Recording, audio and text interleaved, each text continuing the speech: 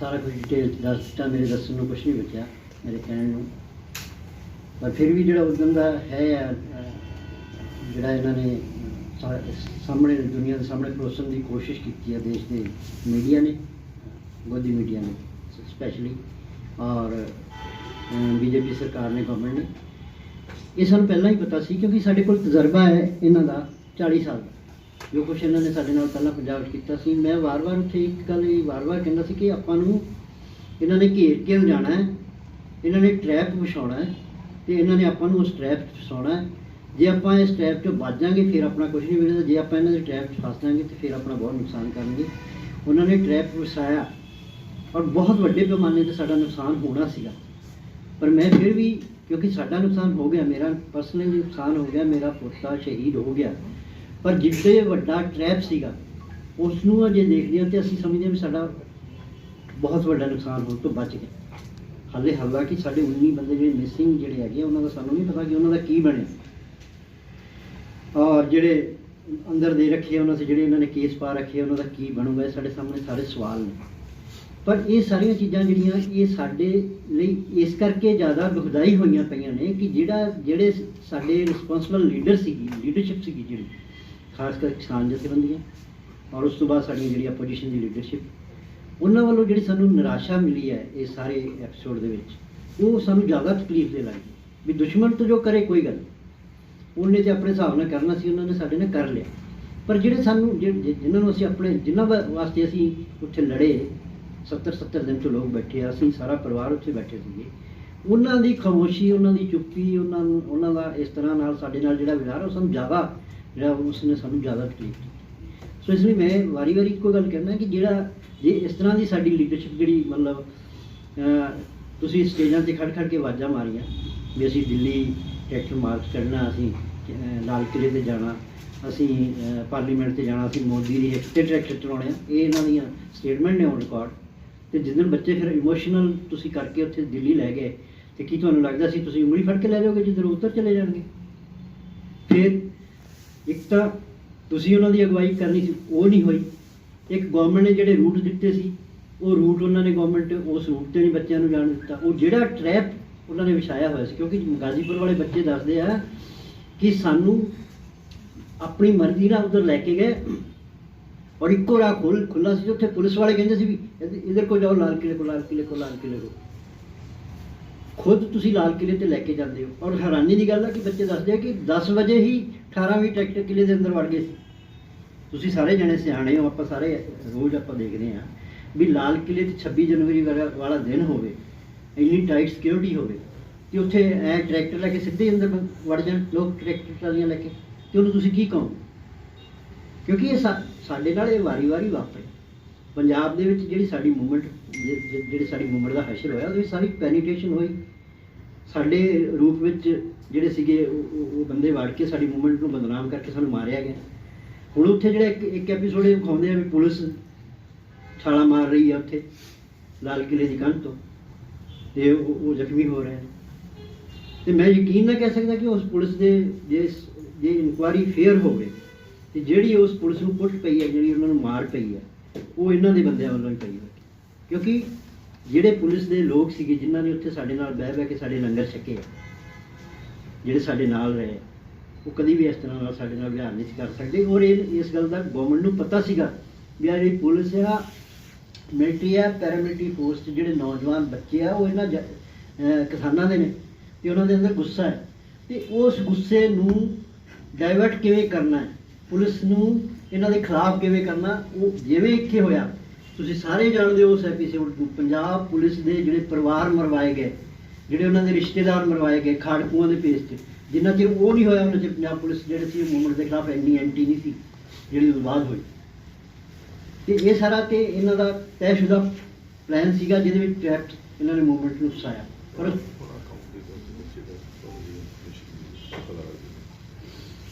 मैनू इन्फॉर्मेशन मिली जी 1:30 बजे, मैं राजस्थान बॉर्डर पर सीगा, बच्चे गाजीपुर बॉर्डर पर सीगे।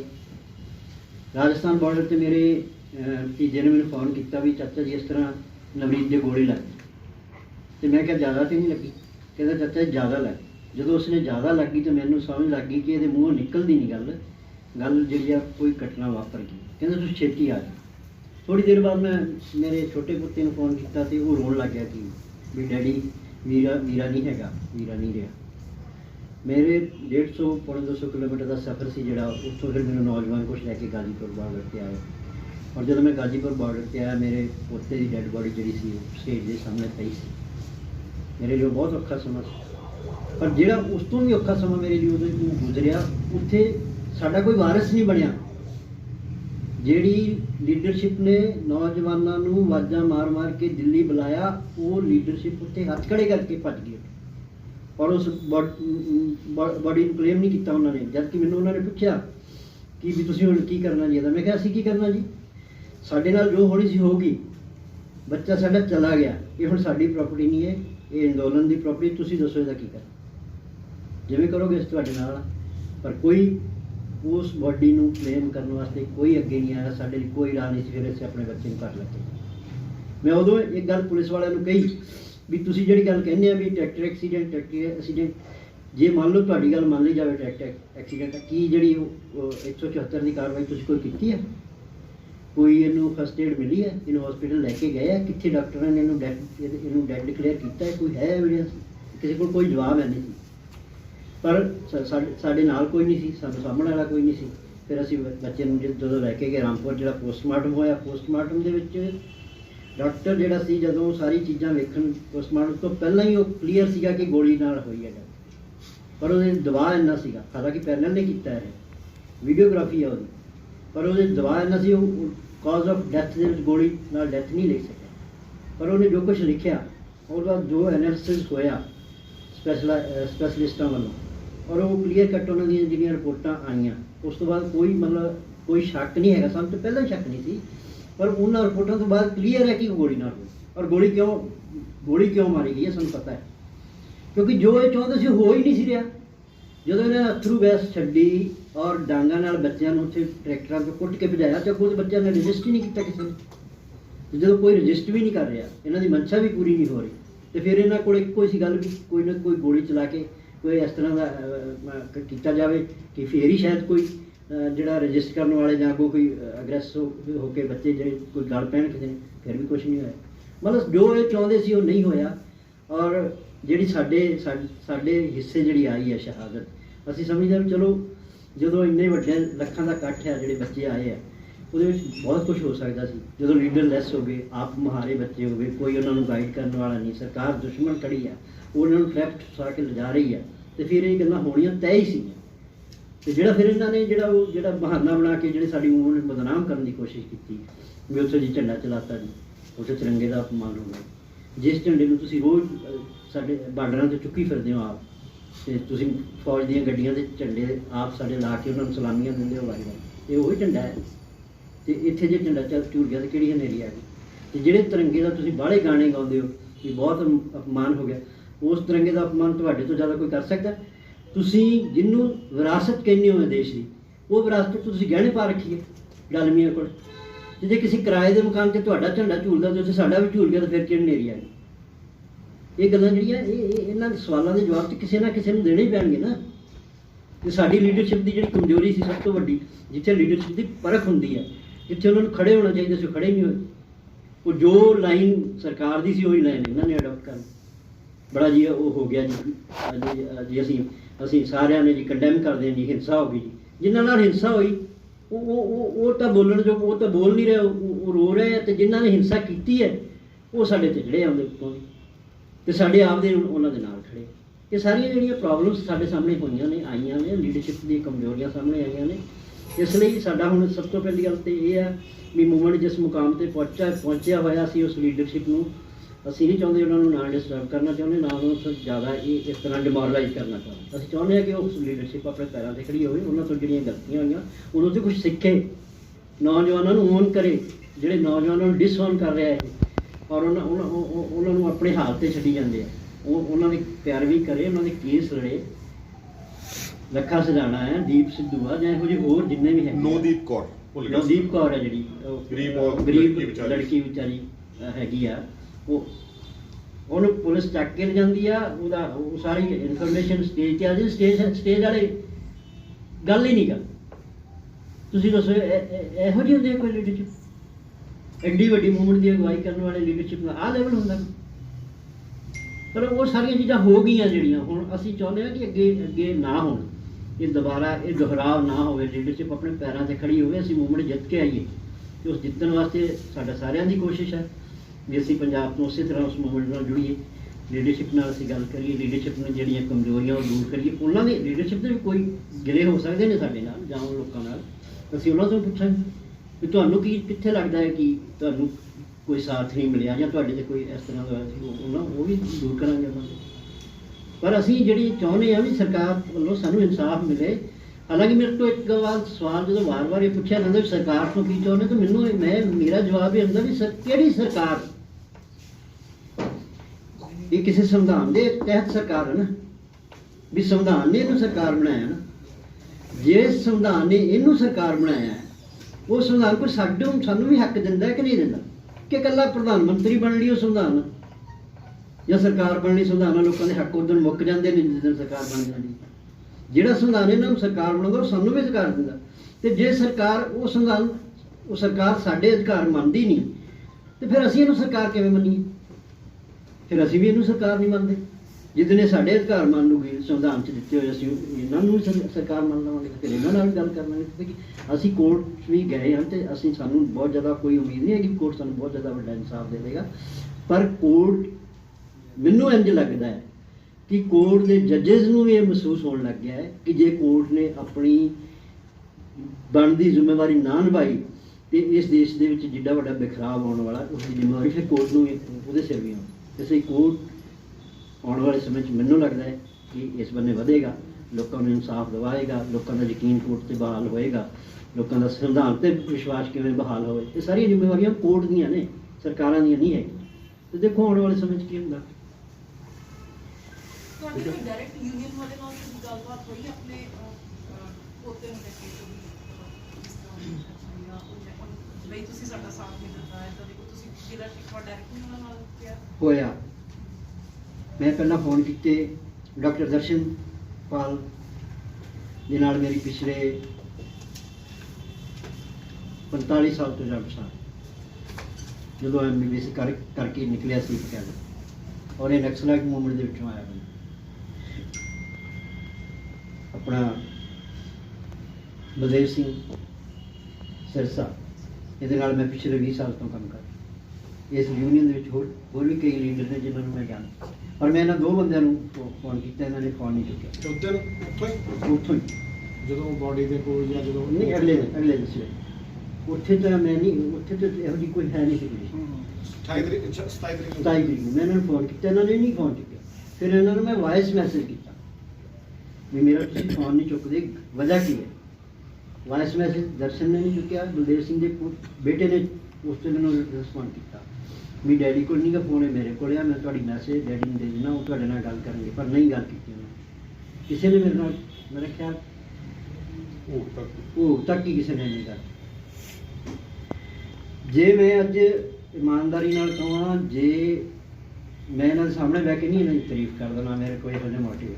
ਜੇ ਉਦੋਂ ਇਹ ਨਾ ਖੜੇ ਹੁੰਦੇ ਮੇਰੇ ਨਾਲ, ਤੇ ਫਿਰ ਮੈਨੂੰ ਲੱਗਦਾ ਸਾਡਾ ਕੇਸ ਨੂੰ ਵੀ ਖੁਦ ਕਰ ਦਿੱਤਾ ਜਾਂਦਾ, ਕਿਉਂਕਿ ਜਿਹੜੇ ਸਾਡੇ ਵਾਰਸ ਸੀ ਉਹ ਤਾਂ ਸਾਡੇ ਵਾਰਸ ਹੀ ਨਹੀਂ ਬਣੇ।